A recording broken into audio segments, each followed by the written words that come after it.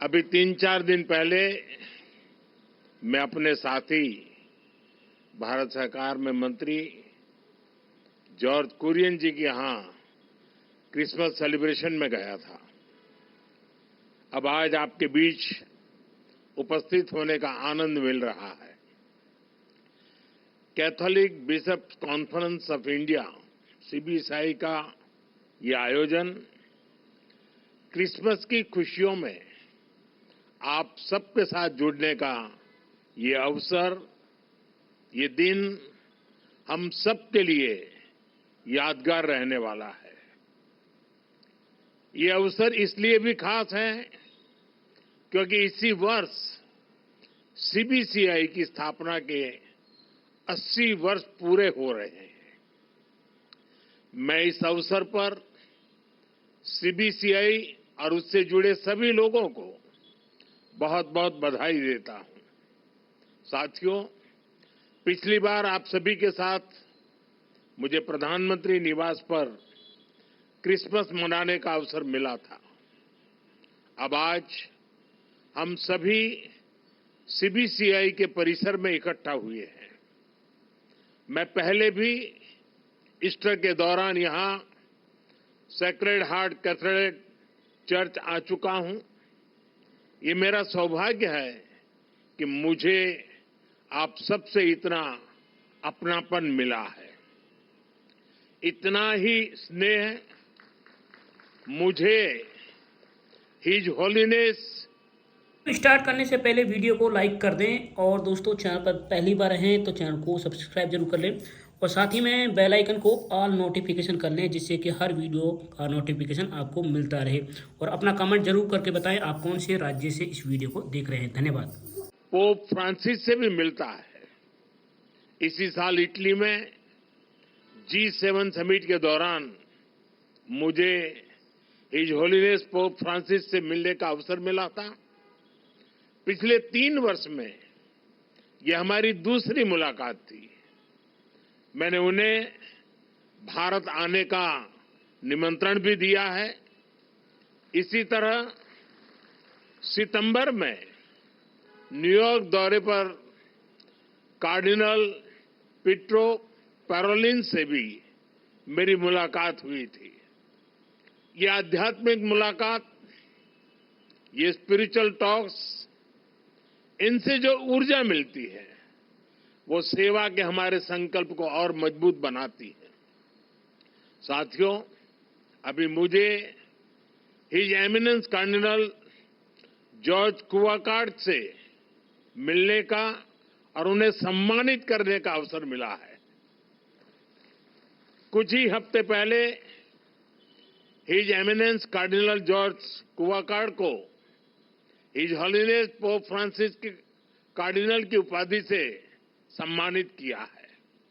इस आयोजन में भारत सरकार ने केंद्रीय मंत्री। स्टार्ट करने से पहले वीडियो को लाइक कर दें और दोस्तों चैनल पर पहली बार हैं तो चैनल को सब्सक्राइब जरूर कर लें और साथ ही में बेल आइकन को ऑल नोटिफिकेशन कर लें जिससे कि हर वीडियो का नोटिफिकेशन आपको मिलता रहे। और अपना कमेंट जरूर करके बताएं आप कौन से राज्य से इस वीडियो को देख रहे हैं। धन्यवाद। जॉर्ज कुरियन के नेतृत्व में आधिकारिक रूप से एक हाई लेवल डेलीगेशन भी वहां भेजा था। जब भारत का कोई बेटा सफलता की इस ऊंचाई पर पहुंचता है तो पूरे देश को गर्व होना स्वाभाविक है। मैं कार्डिनल जॉर्ज कुवाकार्ड को फिर एक बार बधाई देता हूं, शुभकामनाएं देता हूं। साथियों, आज आपके बीच आया हूं तो कितना कुछ याद आ रहा है। मेरे लिए वो बहुत संतोष के क्षण थे जब हम 1 दशक पहले फादर एलेक्स प्रेम कुमार को युद्धग्रस्त अफगानिस्तान से सुरक्षित बचाकर वापस लाए थे। वो 8 महीने तक वहां बड़ी विपत्ति में फंसे हुए थे, बंधक बने हुए थे।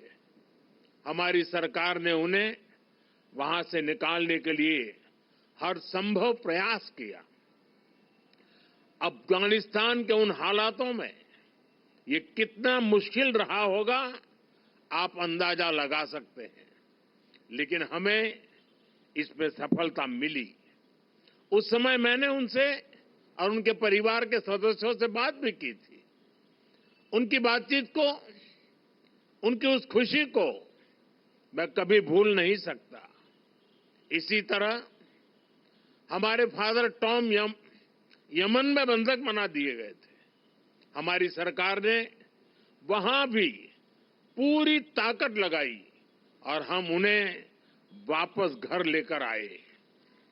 मैंने उन्हें भी अपने घर पर आमंत्रित किया था। जब गल्फ देशों में हमारी नर्स बहनें स्टार्ट करने से पहले वीडियो को लाइक कर दें और दोस्तों चैनल पर पहली बार हैं तो चैनल को सब्सक्राइब जरूर कर लें और साथ ही में बेल आइकन को ऑल नोटिफिकेशन कर लें जिससे कि हर वीडियो का नोटिफिकेशन आपको मिलता रहे। और अपना कमेंट जरूर करके बताएं आप कौन से राज्य से इस वीडियो को देख रहे हैं। धन्यवाद। संकट से घिर गई थी तो भी पूरा देश उनकी चिंता कर रहा था। उन्हें भी घर वापस लाने का हमारा अथक प्रयास रंग लाया। हमारे लिए ये प्रयास केवल डिप्लोमेटिक मिशंस नहीं थे, ये हमारे लिए एक इमोशनल कमिटमेंट था। ये अपने परिवार के किसी सदस्य को बचाकर लाने का मिशन था। भारत के संतान दुनिया में कहीं भी हो, किसी भी विपत्ति में हो, आज का भारत उन्हें हर संकट से बचाकर लाता है, इसे अपना कर्तव्य समझता है। साथियों, भारत अपनी विदेश नीति में भी नेशनल इंटरेस्ट के साथ साथ ह्यूमन इंटरेस्ट को प्राथमिकता देता है। कोरोना के समय पूरी दुनिया ने इसे देखा भी और महसूस भी किया। कोरोना जैसी इतनी बड़ी पैंडेमिक आई, दुनिया के कई देश जो ह्यूमन राइट्स और मानवता की बड़ी बड़ी बातें करते हैं, जो इन बातों को डिप्लोमेटिक वेपन के रूप में इस्तेमाल करते हैं, जरूरत पड़ने पर वो गरीब और छोटे देशों की मदद से पीछे हट गए। उस समय उन्होंने केवल अपने हितों की चिंता की, लेकिन भारत ने परमार्थ भाव से अपने सामर्थ्य से भी आगे जाकर कितने ही देशों की मदद की।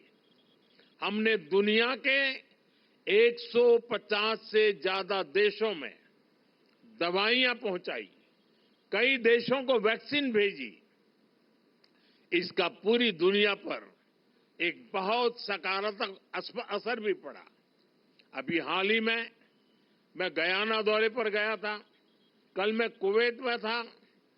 वहां ज्यादातर लोग भारत की बहुत प्रशंसा कर रहे थे। भारत ने वैक्सीन देकर उनकी मदद की थी और वो इसका बहुत आभार जता रहे थे। भारत के लिए ऐसी भावना रखने वाला गयाना अकेला देश नहीं है।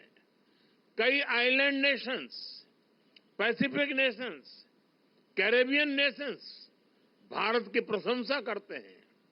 भारत की ये भावना, मानवता के लिए हमारा ये समर्पण, ये ह्यूमन सेंट्रिक अप्रोच ही 21वीं सदी की दुनिया को नई ऊंचाई पर ले जाएगा।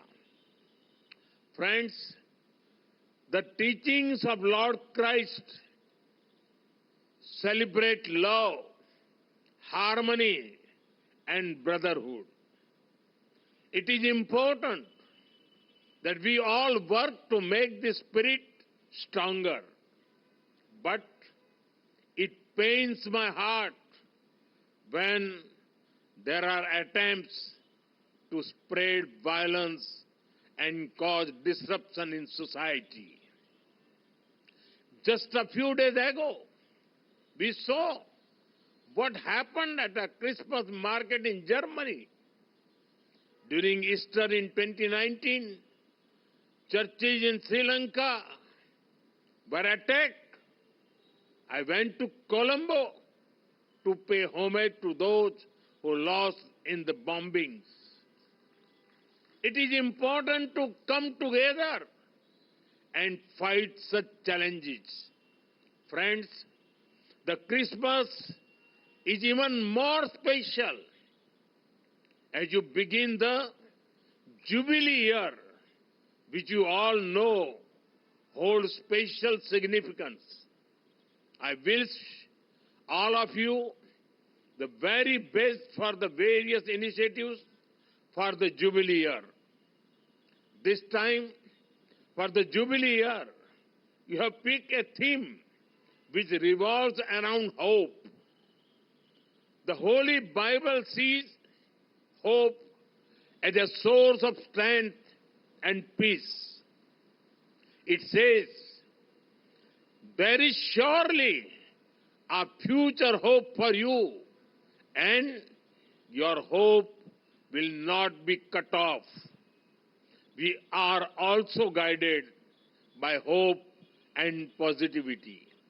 Hope for humanity, hope for a better world, and a hope for peace, progress and prosperity. साथियों, बीते 10 साल में हमारे देश में 25 करोड़ लोगों ने गरीबी को परास्त किया है। ये इसलिए हुआ क्योंकि गरीबों में एक उम्मीद जगी कि हां, गरीबी से जंग जीती जा सकती है। बीते 10 साल में भारत 10वें नंबर की इकोनॉमी से 5वें नंबर की इकोनॉमी बन गया। ये इसलिए हुआ क्योंकि हमने खुद पर भरोसा किया, हमने उम्मीद नहीं हारी और इस लक्ष्य को प्राप्त करके दिखाया।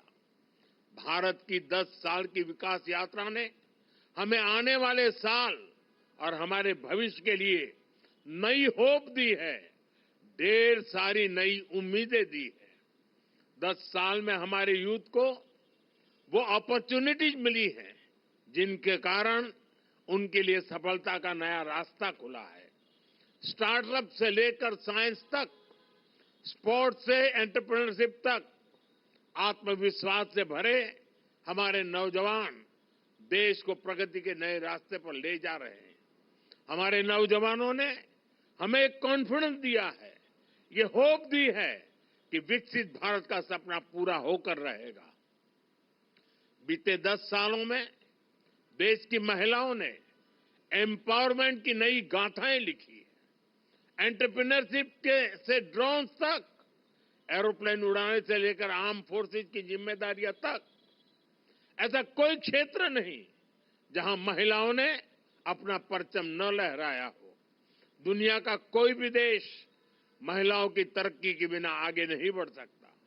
और इसलिए आज जब हमारी श्रम शक्ति में, लेबर फोर्स में, वर्किंग प्रोफेशनल्स में विमेन पार्टिसिपेशन बढ़ रहा है, तो इससे भी हमें हमारे भविष्य को लेकर बहुत उम्मीदें मिलती हैं, नई होप जगती है। बीते 10 सालों में देश बहुत सारे अनएक्सप्लोर्ड या अंडर एक्सप्लोर्ड सेक्टर में आगे बढ़ा है।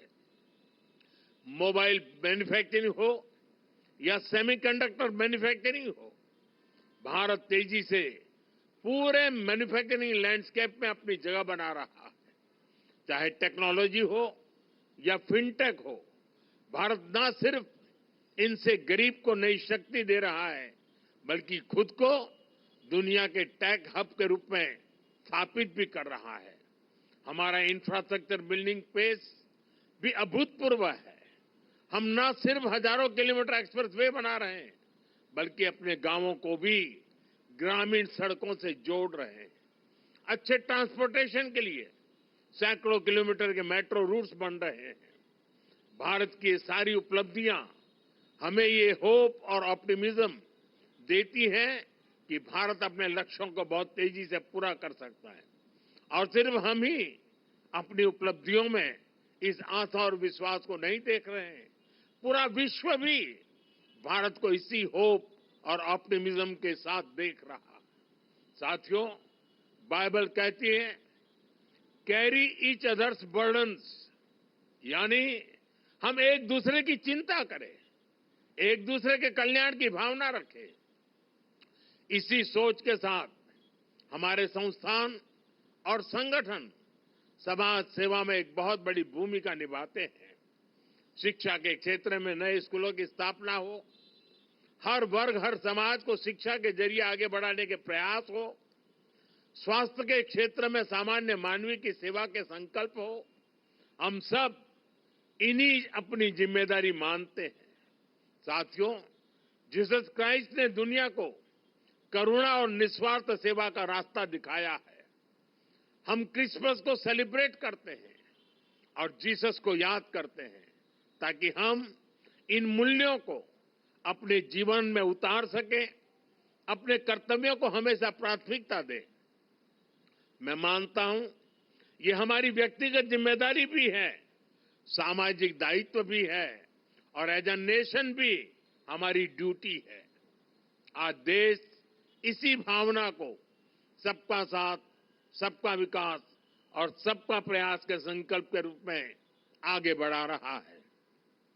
ऐसे कितने ही विषय थे जिनके बारे में पहले कभी नहीं सोचा गया, लेकिन वो मानवीय दृष्टिकोण से सबसे ज्यादा जरूरी था। हमने उन्हें हमारी प्राथमिकता बनाया। हमने सरकार को नियम और औपचारिकताओं से बाहर निकाला। हमने संवेदनशीलता को एक पैरामीटर के रूप में सेट किया।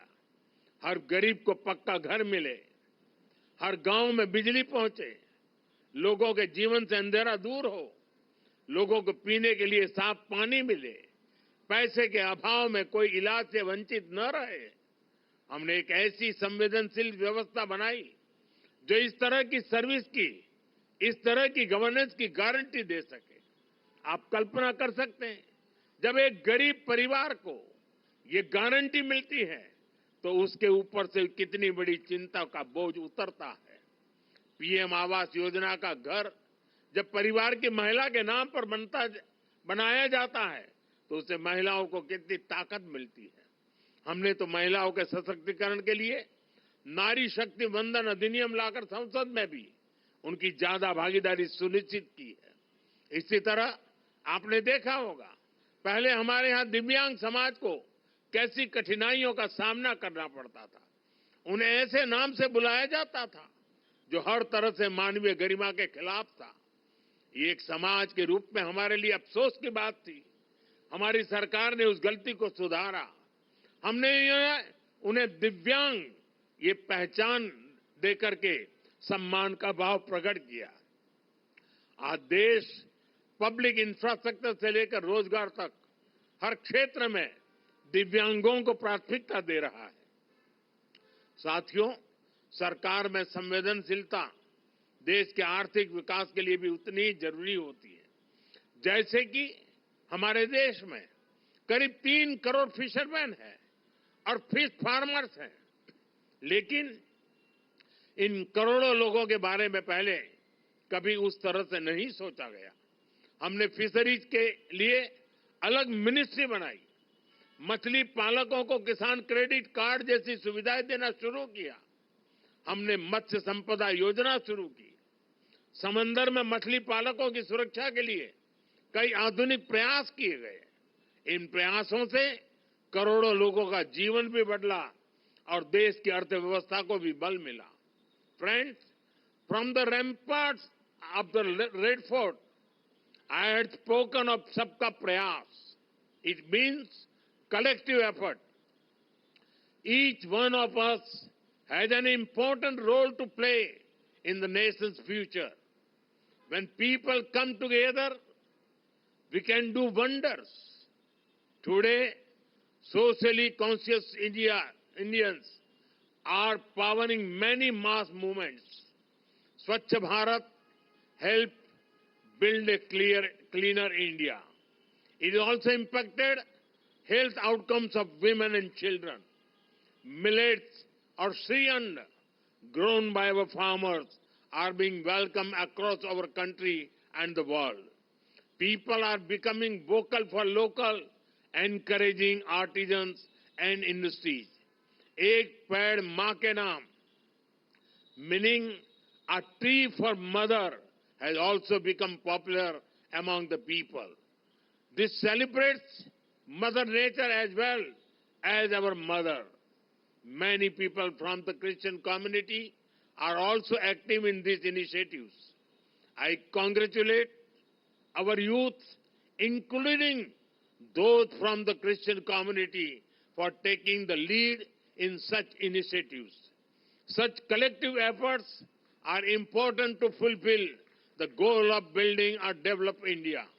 साथियों, मुझे विश्वास है हम सबके सामूहिक प्रयास हमारे देश को आगे बढ़ाएंगे। विकसित भारत हम सभी का लक्ष्य है और हमें इसे मिलकर पाना है। ये आने वाली पीढ़ियों के प्रति हमारा दायित्व है कि हम उन्हें एक उज्जवल भारत देकर जाएं। मैं एक बार फिर आप सभी को क्रिसमस और जुबिली ईयर की बहुत बहुत बधाई देता हूं, शुभकामनाएं देता हूं। बहुत बहुत धन्यवाद। स्टार्ट करने से पहले वीडियो को लाइक कर दें और दोस्तों चैनल पर पहली बार हैं तो चैनल को सब्सक्राइब जरूर कर लें और साथ ही में बेल आइकन को ऑल नोटिफिकेशन कर लें जिससे कि हर वीडियो का नोटिफिकेशन आपको मिलता रहे और अपना कमेंट जरूर करके बताएं आप कौन से राज्य से इस वीडियो को देख रहे हैं। धन्यवाद।